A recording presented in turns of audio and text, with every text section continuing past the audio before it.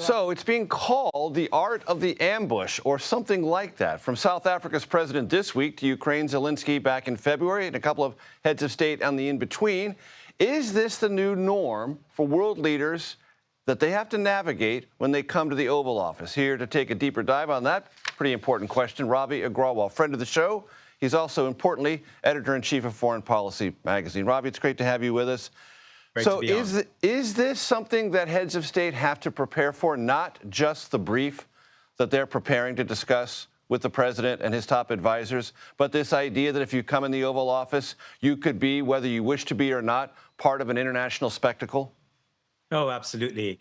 Everyone has seen what happened with Ukrainian President Volodymyr Zelenskyy, and they want to avoid a similar sort of spectacle where they're dressed down to.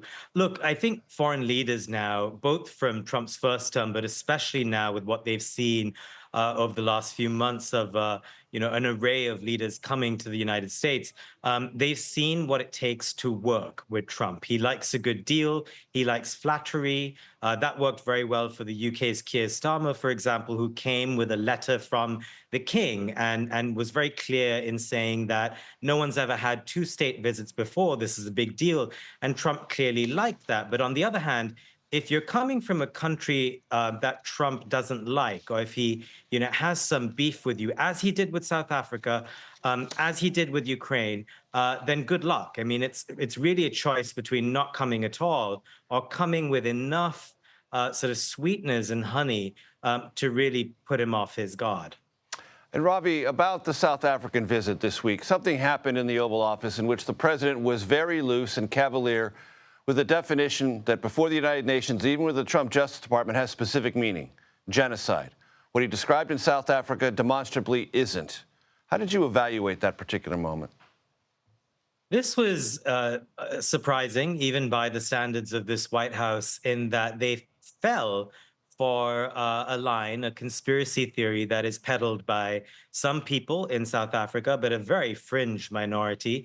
But then also elements of, the far right kind of internet verse, as it were, where these are claims that there is a white genocide underway in South Africa. There is no truth to it. And, lots of data shows that, while South Africa does have a lot of crime, that crime affects both whites and blacks fairly equally. And of course, whites are disproportionately wealthier in South Africa. So for Ramaphosa, this was a shock to see. And it was very clear that this was a setup. It was an ambush. It was also a TV moment for the cameras, with the lights turned down, video ready to go. And in many senses, even though Ramaphosa brought with him, for example, two famous South African golfers, Ernie Els and Retief Goosen, thinking that Trump would like their presence, even then he sort of fell into this trap. And I should point out for your viewers, Ramaphosa is a storied diplomat. He was also part of the talks that led to the end of apartheid in his country. And so he may have thought that he could match Trump. But of course, in that setting, in the Oval Office, Trump had his way, and it looked really bad for all sides, frankly. And in the aftermath, I want to play some sound from the South African President Cyril Ramaphosa about questions that he got in the Oval Office after the president made that presentation and played so loosely with the terminology around genocide. Let's listen. When he was asked by one of you, and thank God one of you asked, whether he was convinced that there was genocide, he says, no, he's not convinced.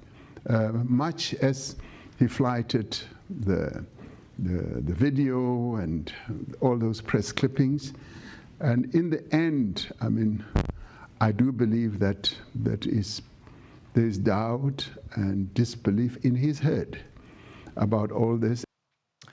And Ravi, that just seems to underscore the necessity that world leaders have to bring in interactions with the president, that you may have to spend time and effort talking him out of things that simply aren't true and that weren't part of the original discussion space in the first place. Exactly. It also, again, raises the question, should you come to the White House for a meeting like this? If you are Xi Jinping in China, do you really want to put yourself in that position?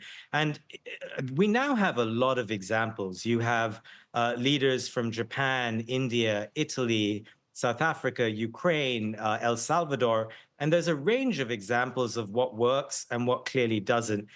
Probably the UK had the best experience, mostly through flattery. And then Ukraine and now South Africa have had the worst. But in the middle are countries like India and Japan, which Trump realizes the United States needs good relationships with.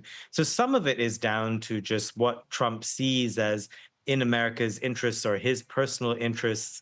But there's also an element of race here, and him playing that card with a South African leader who is Black and telling him that there is a white genocide underway, which is not true. And there are several links here as well to prominent white South Africans like Elon Musk who have retweeted similar claims, even though they've been debunked. So that sound you played is revelatory if Trump genuinely doesn't believe it, but may have just been playing to the gallery of his most fervent supporters. There is a gallery out there, to be sure. Ravi Agrawal, always great to have you. Thank you, sir. Pleasure.